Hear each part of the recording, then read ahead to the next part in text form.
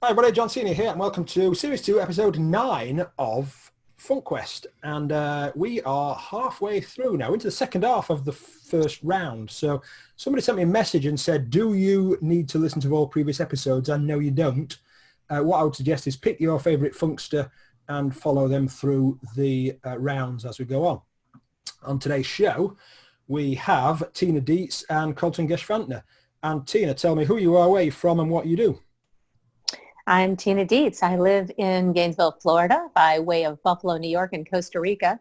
And I am a lifelong entrepreneur who I'm the CEO and founder of Twin Flame Studios, where we work with companies and leaders to amplify their messages through nonfiction audiobooks, podcasting, and vocal leadership. Brilliant. And Colton, tell me who you are, where you're from, and what you do. All right, my name is Colton Geschwandtner. I currently reside in Kamloops, British Columbia, by way of Regina, Saskatchewan. I am a media personality, I guess you would call it, which is a fancy way of saying that I am a podcaster, a musician, a pro wrestling referee, and on my other time, I like to work in construction. Good stuff. Are you a pro wrestling referee? I don't think you've had anybody else like that. That's only started in September of 2019 is when I seriously got into that. Yeah. Brilliant. Yeah. Next, so if you think you are funky enough, send me a tweet, John Cena 1, and we'll see if we can get you on the show. In the next 12 or 13 minutes, one of these guys will go through to the next round, or the voting will open for one of these guys to go through to the next round. So you need to have a piece of paper and a pencil handy to mark down something, because you can vote to have your say. And if you want to join in and think, I've got a better answer than that, then join in with hashtag FunkQuest. So with that said, if you've not listened to it before, you'll kind of pick it up. It's very easy to pick up. Now, Colton has been on the show when it was in a previous guise, and it is a bit of an advantage to go second. So Tina, being the new gal, I'm going to allow you to go second. So Colton, you've got to go first. You got to pick an icon from row 1. It's difficult. Paul Simon's Graceland is my favorite album by him, but I'm also a big gamer, so the Game Boy has a big interest in me too. I think I'm going to go with Graceland. When did you realize you didn't know everything? Probably about the same time I realized that my parents didn't know everything. I'd say about the time I was in high school, when my dad got married for the second time. My parents were still, like, my original parents were still kind of like at odds ends with each other, and like my dad previously didn't want to sign the full divorce papers for my mom, so my mom was like, I don't want to know if I want to do that either. And it was like, well, I mean, if this was such an easy decision, this would make it easier for you to get married. So it's like, wouldn't this be the easy decision? Wouldn't you already like know that this should make you happier by ending everything? And it's like why is this so difficult? Why is this so difficult? Obviously, that's quite a profound impact on the way you think about things. A little bit. Yeah. Good answer. Off and running. Tina, you get the same question, which is Paul Simon. When did you realize you didn't know everything? Well, I have to admit, anyone who's watching this that knows me will laugh at this question, because I have often referred to myself as a professional know-it-all.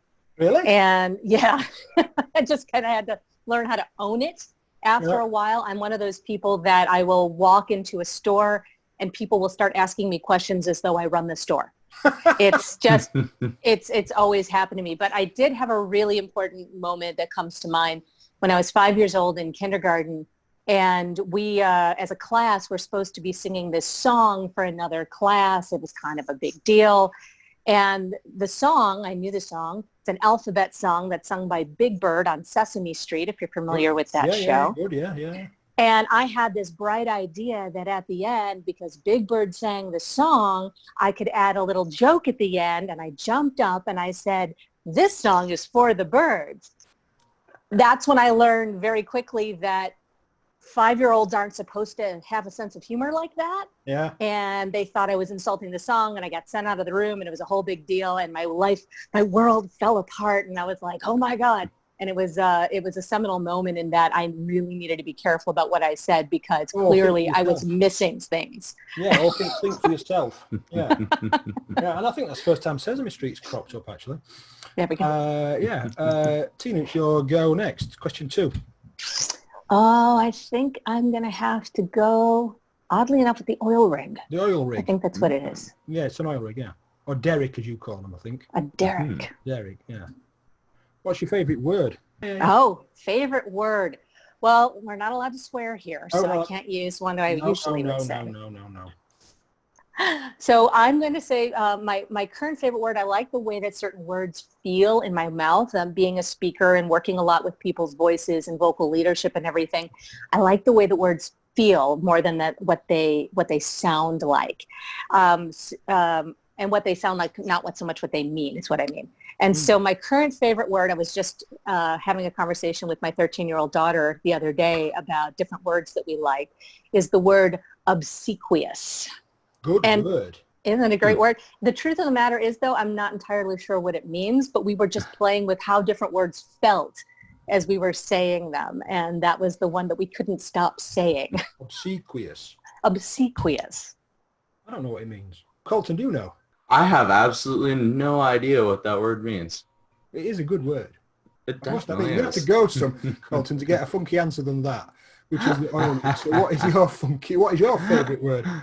So usually, me, myself, her saying that she likes the way that words sound more so than the meaning. I usually like intention behind a word, and I like energy. So like something like ecstatic or like something else would normally be like my favorite like way of like presenting myself because that's normally how I like to be.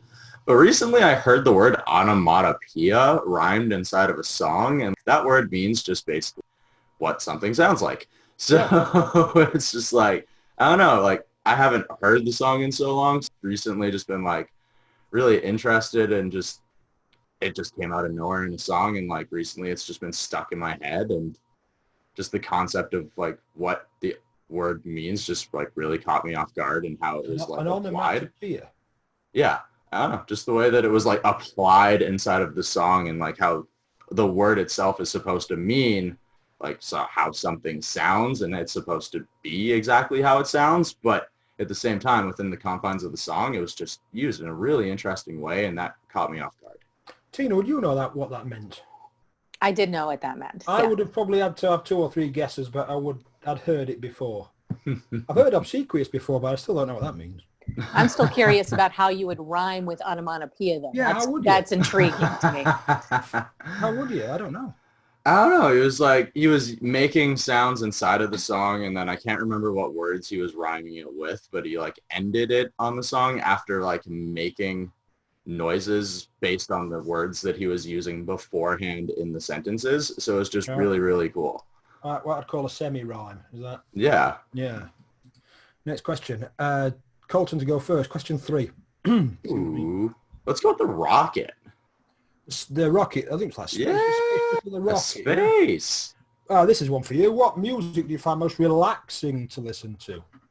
Okay, so as someone who works in the music genre, I'm constantly working with different artists. Like right now I'm researching a reggae artist, or like mostly I work in punk, and I used to be a metalhead. I listen to a lot of rap, and I'm actually getting into sort of that thing. But when it comes to most relaxing, I love like old soul music from like the 60s and the 70s and like Otis Redding and just that sort of stuff. Just it like sitting on the dock of a bay is like the song that immediately pops into my head, because like I don't know, I could just listen to that and sit on a front porch, and I could probably listen to that on repeat for like hours, and just old soul just really gets me for some reason.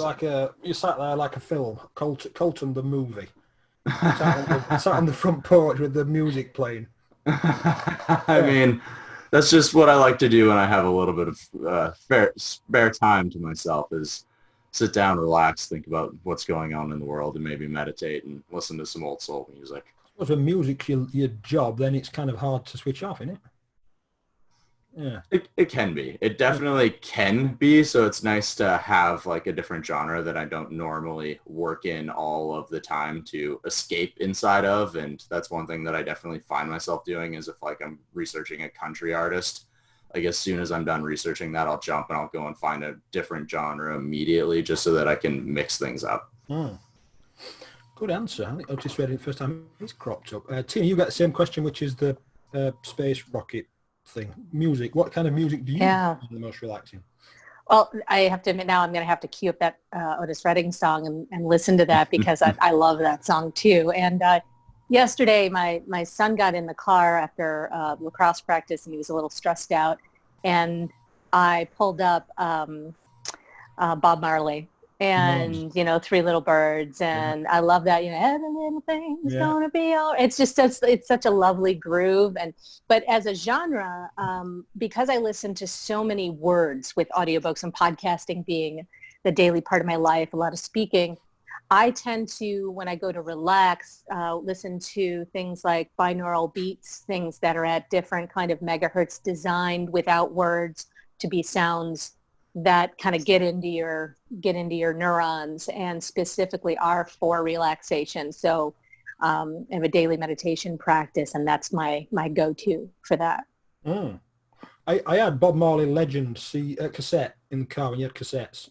Oh, wow. It just got worn out. I just used to play it over and over and over again. Yeah. I had that with Best of Queen. Yeah. Wore that sucker out. Yeah. Yeah. Just when you had cassettes.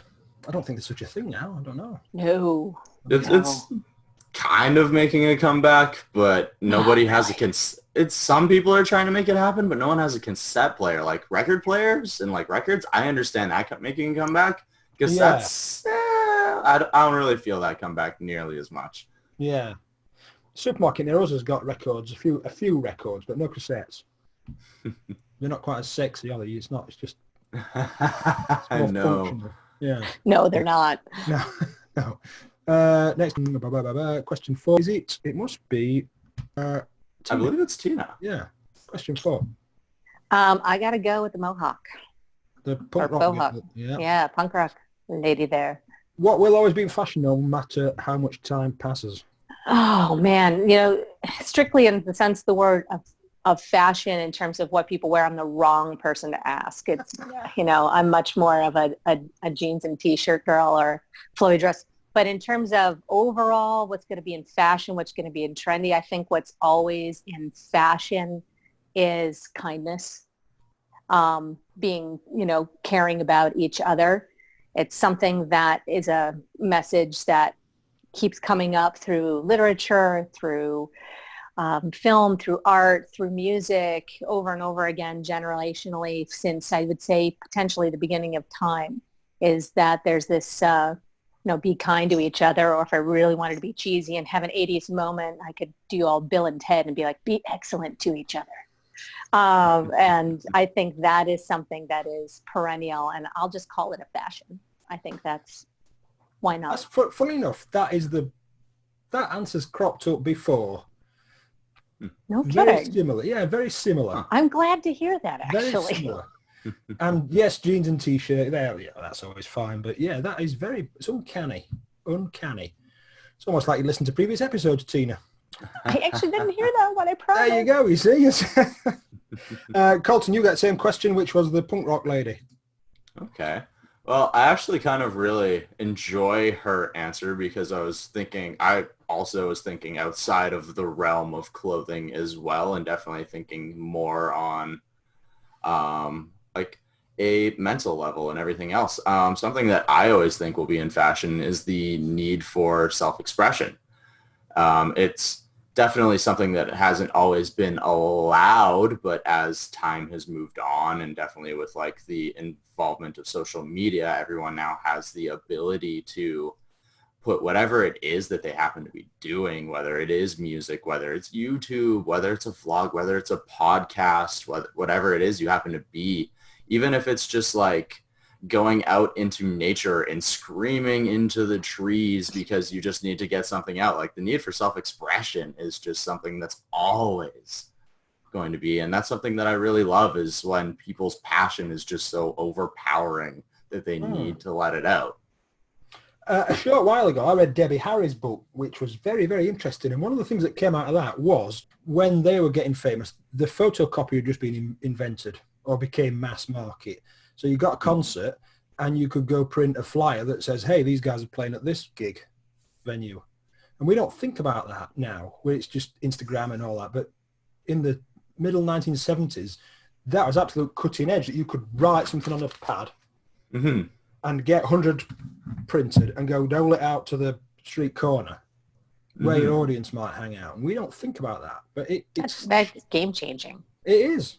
Yeah. It is. And that was like a key thing in the driver of all these bands. It was like do it yourself, promotion all of a sudden. Good stuff. Next question 5, and it is, I think, Colton to go first. I think I'm going to go with the screens in the video games on the bottom. The computer games, yeah. Yeah, let's see what that brings us here. Oh, it's there for you. What was the first record you bought? Oh, okay. The first record I actually bought with my own money. That's good. Because, the first record that was actually ever bought for me would have been a cassette, and I think it was a Backstreet Boys tape.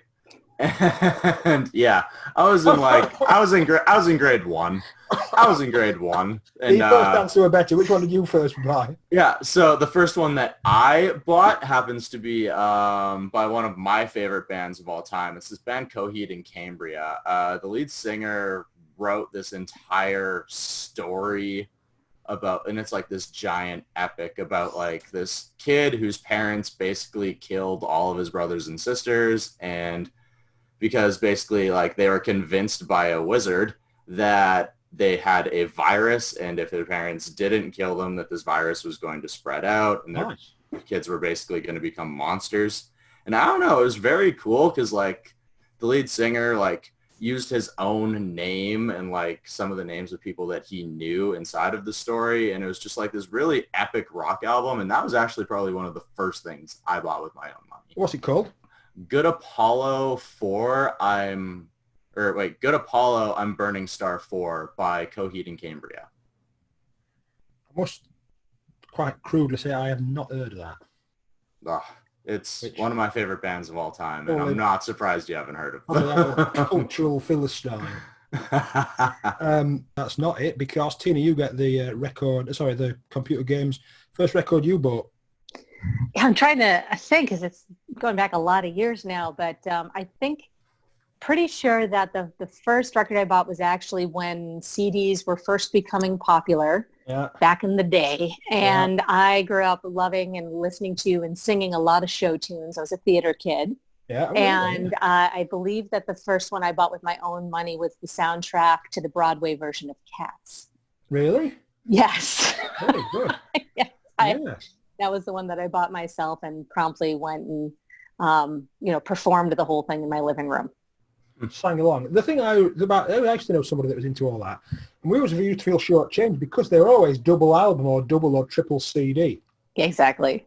And we were there with our one album, and there was kind of 3 hours worth of. And it was a lot of fun. I remember having friends over and who were also in the theater, and we're singing Memory to each other at the top of our lungs dramatically in the living room, completely forgetting that my parents had a business on the first floor, and we were upstairs, and all the customers could hear everything we were doing. Had no idea. Nice. You ever seen it, Cats? I've never seen that. I have, actually. Oh, yeah. Yeah. Good. I saw it in Toronto. Good. Yeah. Okay. Have you seen the recent movie that came out? No, I couldn't bring myself to do it. Why? No? No, well, I even from the preview, I was like... Same thing. I just wasn't sure about it. Yeah, a little bit of a purist. Why? Define purist, because I have a view on this. I'm interested in what you think. Well, I mean, the show really was designed for the stage, and the dancing and the movement is so specific, and I think putting a lot of CGI over it kind of felt like cheating a little bit. I think that some of the material of the show itself really lends itself to a bigger view rather than this close facial view that happened. It's a performance. And the emotion comes through the music and through the movement. And I don't know. There was just There was just some things about it that it just didn't feel right when I saw the previews of it. And apparently the critics agreed with me, even though I didn't even see it. So.